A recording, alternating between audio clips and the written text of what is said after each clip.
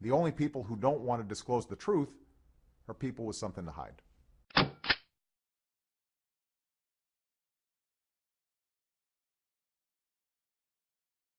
I'm Ballantyne. I'm an author. I've met Will and Van. Haven't met the other gentleman yet. And I've got just a quick question. I'd like to make a point first.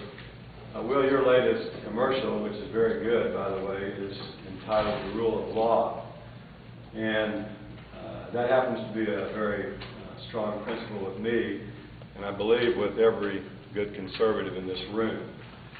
Van, for example, just addressed, and this question will be for all of you, the point that the Constitution is the basis of our way of life and our way of governing in this country. Well, the rule of law is based, number one, on the written Constitution. Beyond that, it's based on two principles. One, that the law must be followed. There can't be exceptions. We can't pick and choose like Eric Holder when we will follow the law and when we will not. Secondly, the second principle is that no one is above the law. Would you all agree with that? Yes. Yes. Okay. As you're aware, Sheriff Joe Arpaio has just released, if you will, his first round of evidence, and quite frankly, it's well beyond evidence. Are you gentlemen familiar with his findings in terms of the eligibility of the President of the United States? All of you are. I hope you are. Well, if you are in fact aware of it, he has proven without any doubt that the birth certificate is a forgery. I've written a book about this. People like to say there's no evidence that it's a forgery. There's absolutely no evidence that it's anything but a forgery. I'm getting to that. Yeah. Okay.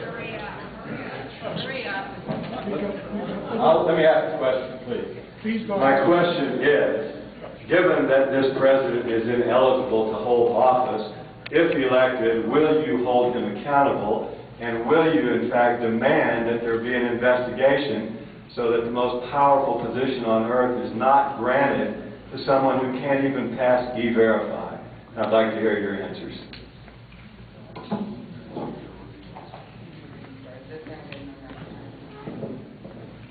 Yeah, Tom. Thank you for the question. It's nice to see you. Tom has some great books, by the way. He's kind enough to give me some, and I've read them. I haven't gotten through the big, thick one yet, Tom, but I'm working on it. I believe that anyone running for office ought to qualify for that office and prove that they qualify for that office. And if there are doubts about someone, they ought to prove that those doubts are either not accurate for some reason, or have proved that they are qualified for office. Very good. Thank you. Well, this was an issue back when Senator John McCain ran for president, because he's not born in the United States, technically what we call the United States. But because of his father, he was born on military installation, which is soil in the United States. The Supreme Court ruled on that yes, he is a citizen. Rule of law is very important. When I was mayor, folks, I took two oaths. Oath to hold up and protect the Constitution of the state of Arizona and the Constitution of the United States. Yes, I would ask for an investigation. I would push it forward. But at the same time, we also have to look at our financial responsibility as well, because are we going to be sidetracking it from the business of this country? He shouldn't be there, in my honest opinion, plain and simple.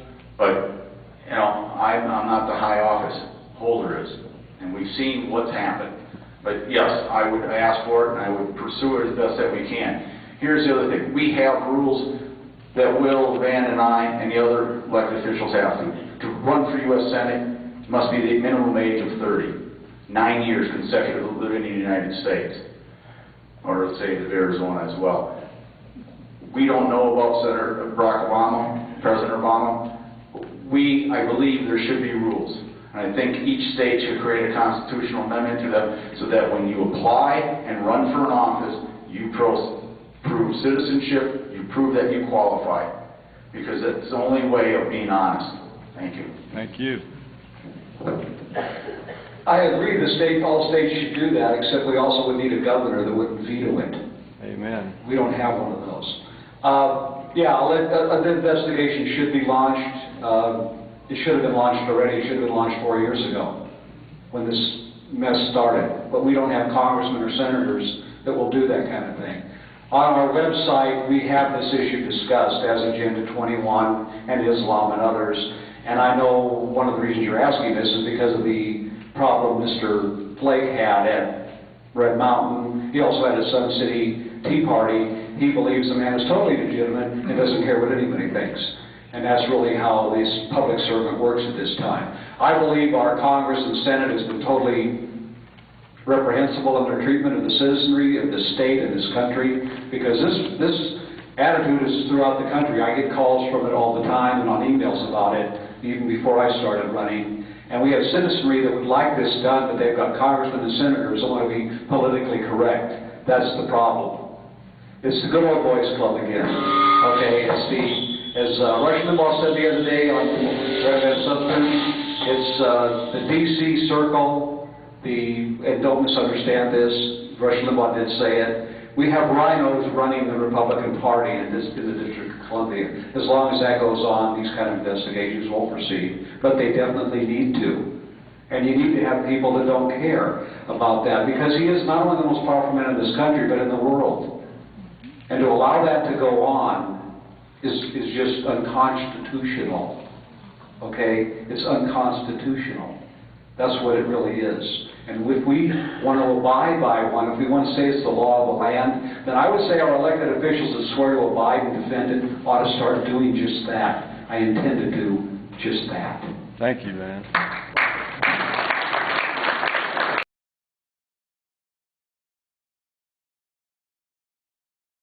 We have Senior Vice President of the Republican Club here in Saddlebrooke. And we have a group of people here who, after we've delivered a couple of sets of questions, they're anticipating that they're going to be able to ask questions. We've done this many, many occasions every month, and they're paying their dues to do that. My concern is you, essentially, grandstanding position. Not that I disagree with you. That's what I wanted to ask you. Because this morning, I get email from the Western group you are involved in, and I listened to your conversation. You're talking about the one with Jeff Flake?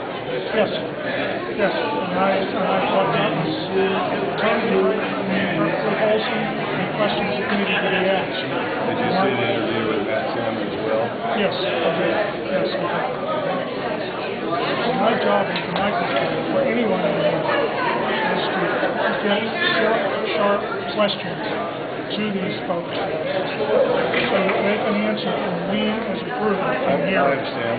And that's all it was. So it was, Neil, I appreciate it, and I'm glad that we agree on that. Quite frankly, I presume that you possibly, many Republicans do feel this, that it's an embarrassment, and I think that's outrageous. No, it's you and I should be defending the Constitution and not shying away from it. my sentiments exactly. But the bottom line is, you had a job to do. I respect that, and when you tried to take the mic from me, that just simply allowed me to ask the question, which you ultimately did, and I appreciate that. Then I would have done that. And I didn't know how long you were going to. Well, I hear you. Yeah, and I appreciate it. My next move is to have you under my arm and out the door. Well, you might have a little trouble with that, but we'd go at it. We'd go at it. We're friends, and I appreciate it. And I do hope that he is, in fact, not allowed to be on the ballot. Well, I think Flake is the name. Well, by the way, those three gentlemen answered the question. I felt very well, and I wish them the best. So, thank you very much. The only people who don't want to disclose the truth are people with something to hide.